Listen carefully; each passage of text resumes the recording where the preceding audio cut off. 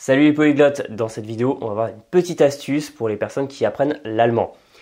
Comme je l'ai promis cette année, je vais faire plus de contenu spécifique à une langue en particulier, donc plus principalement sur les langues que je maîtrise, sinon je ferai venir des gens qui s'y connaissent.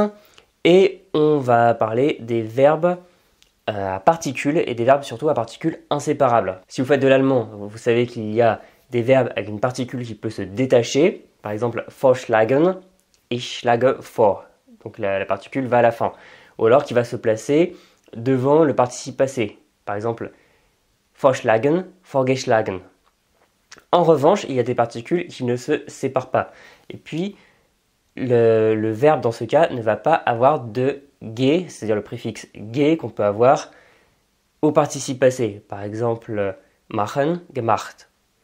On va voir ensemble ce que j'appelle l'astuce du Cerbère. Donc, si vous ne connaissez pas, il s'agit d'une phrase mnémotechnique qui permet d'identifier des verbes qui, d'une part, ont une particule qui ne se détache pas et qui, d'autre part, n'ont pas le préfixe ge au participe passé.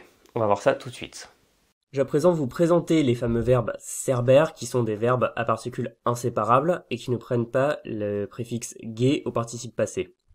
Pourquoi parler de Cerbère? Eh bien parce que quand j'étais à l'école, j'ai appris une phrase mnémotechnique qui est Cerbère gémit en enfer, qui est composée des préfixes cer, b, er, ge, mis, ent, emp, fer. Peut-être que vous avez déjà croisé une autre formule qui est j'ai mis Cerbère en enfer, qui est exactement la même chose, sauf que c'est dans un autre ordre, à savoir ge, mis, cer, b, er, ent, emp, fer. Ça revient exactement au même. On va décortiquer tous ces verbes, c'est-à-dire les verbes Cerbère. Il y a d'abord les verbes en zer, comme zerstören, détruire, qui devient zerstört. Donc on n'a surtout pas un ge zerstört ou encore moins un zergestört, c'est absolument juste zerstören, zerstört au participe passé. Zerbrechen, briser, zerbrochen, donc pas de ge zerbrochen ou d'autres choses. Maintenant les verbes en b, bekommen, recevoir, bekommen au participe passé. Bestellen, bestellt. À présent, les verbes en er, erreichen, erreicht. Donc surtout pas de ge erreicht, c'est bien erreicht. Erfinden, inventer, erfunden. Les verbes en ge, genießen, profiter de, genossen. Gehören, appartenir, gehört. Les verbes en misshandeln, abuser, mal employer quelque chose, misshandelt. Missverstehen, comprendre de travers, missverstanden. Les verbes en entladen, décharger, entladen au participe passé. Entfernen, éloigner quelque chose, entfernt. À présent, les verbes en empfehlen, empfohlen. Empfinden, empfunden. Et pour terminer, les verbes en verlieren, verloren. Vergessen, vergessen.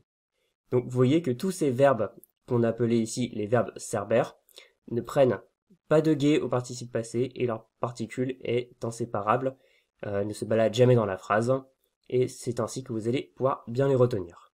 Voilà, j'en dis pas plus, c'était une petite technique, une petite pépite pour vous aider dans votre apprentissage de l'allemand.